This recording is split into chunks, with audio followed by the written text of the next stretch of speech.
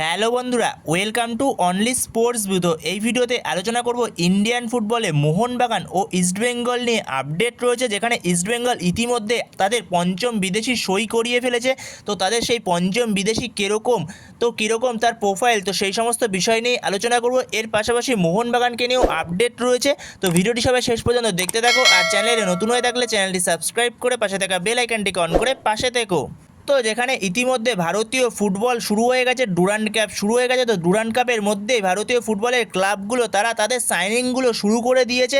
Already বেশিরভাগ signing হয়ে গেছে, যে একটা দুটো সাইনিং পড়ে রয়েছে, তো সেই সাইনিংগুলো কমপ্লিট করছে ভারতীয় ফুটবলের প্রত্যেকটি ক্লাব। যেখানে ইস্টবেঙ্গল ইতিমধ্যে তাদের পঞ্চম বিদেশি সই করিয়ে ফেললো। তো ইস্টবেঙ্গলের পঞ্চম বিদেশি সে হচ্ছে একজন অজি তারকা, অস্ট্রেলিয়ান তারকা ক্রিস ইকোনমিডিক্স। তো এই 31 বছর বয়সী অস্ট্রেলিয়ান রাইট উইংয়ের প্লেয়ার, রাইট উইংয়ের পাশাপাশি centre forward, left wing, attacking মিডফিল্ডেও সে খেলতে পারে। তো সেখানে অনেকগুলো পজিশনেই সে খেলতে পারে, ভার্সেটাইল প্লেয়ার। তো সেখানে প্রোফাইলটা মোটামুটি খুব একটা খারাপ প্রোফাইল না, যেখানে লাস্ট 2-3টে সিজন ধরে সে একটু চোটের সমস্যায় ভুগেছে, কিন্তু তাছাড়া তার প্রোফাইলটা খুব একটা খারাপ না। যেখানে অস্ট্রেলিয়ান এ লিগে যথেষ্ট ভালো খেলার এক্সপিরিয়েন্স রয়েছে, এ লিগে যথেষ্ট ভালো গোল স্কোরিংও রয়েছে। যেখানে ইস্টবেঙ্গল এই ক্রিস ইকোনমিডিসকে 2 বছরের চুক্তিতে সাইন করিয়েছে, যেখানে তার মার্কেট ভ্যালু হচ্ছে 1,60,00,000 টাকা, এবং এ লিগে 145 ম্যাচে 25 গোল এবং 11 অ্যাসিস্ট রয়েছে। এছাড়াও সে ইতালির সেকেন্ড ডিভিশন লিগ মানে সিরিয়া বিতে খেলার অভিজ্ঞতা রয়েছে, এএফসি চ্যাম্পিয়ন্স লিগ 2 খেলারও অভিজ্ঞতা রয়েছে। তো যথেষ্ট ভালো একজন প্রোফাইল, খুব একটা খারাপ প্রোফাইল না। তো সেখানে দেখা যাক এবার সে ভারতে এসে, কলকাতায় এসে কীরকম পারফরমেন্স দেয়। খুব ভালো প্রোফাইল হলেই যে ভারতে এসে সে খুব ভালো পারফরমেন্স দেবে এরকম বলা যায় না। যেখানে প্রোফাইলটা মোটামুটি দেখতে হলেও ইন্ডিয়ান ফুটবলে, ভারতীয় ফুটবলে এসে দুরন্ত পারফরমেন্স করেছে। তো তোমাদের এই সাইনিংটা কীরকম লাগলো, তো অবশ্যই কমেন্ট বক্সে কমেন্ট করে জানিও তোমাদের মতে সাইনিংটা নিয়ে কী মতামত। তো এরপরে যদি আমরা মোহনবাগানকে নিয়ে কথা বলি, তো মোহনবাগানও তাদের ষষ্ঠ বিদেশি খুঁজছে, যেখানে ষষ্ঠ বিদেশি মোহনবাগানের হতে চলেছে একজন স্ট্রাইকার, এটা প্রায় কনফার্ম। তো যেখানে মোহনবাগান খুঁজছে কিছুটা আরমান্দু সাদিকু টাইপের প্লেয়ার, যে কিনা প্রপার নম্বর 9 হবে। তো সেখানে এরকম একটা প্লেয়ারের নাম বেরিয়ে আসছে মোহনবাগানকে নিয়ে।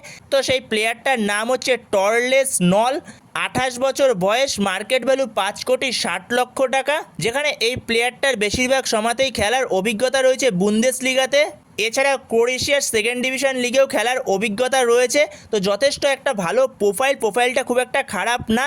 যেখানে 356 ম্যাচে 132টা গোল এবং 44টা অ্যাসিস্ট রয়েছে। তো যথেষ্ট ভালো একটা প্রোফাইল। তো সেখানে এই প্রোফাইলটার দিকে নজর রয়েছে মোহনবাগান ম্যানেজমেন্টের, এরকমই আপডেট পাওয়া যাচ্ছে। তো এই প্লেয়ারটাকে যদি সাইন করা, যথেষ্ট ভালো একটা সাইনিং হবে।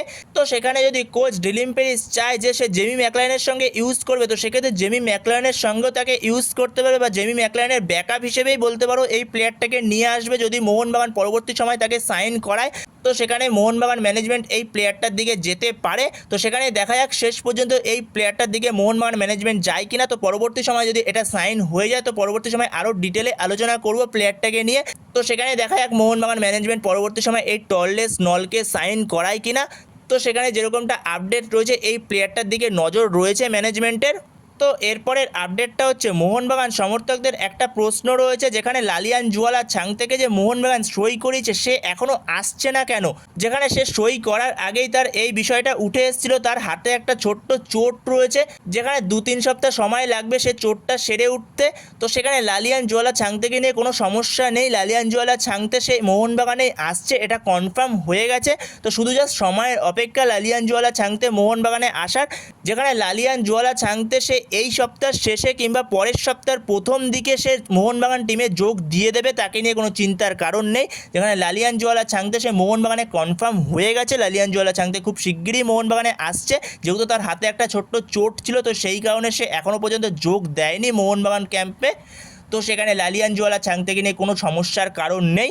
তো নিশ্চিন্ত থাকো, লালিয়ান জুয়ালা ছাংতে পরবর্তী সপ্তাহের মধ্যেই সে মোহনবাগান টিমে যোগ দিয়ে দেবে।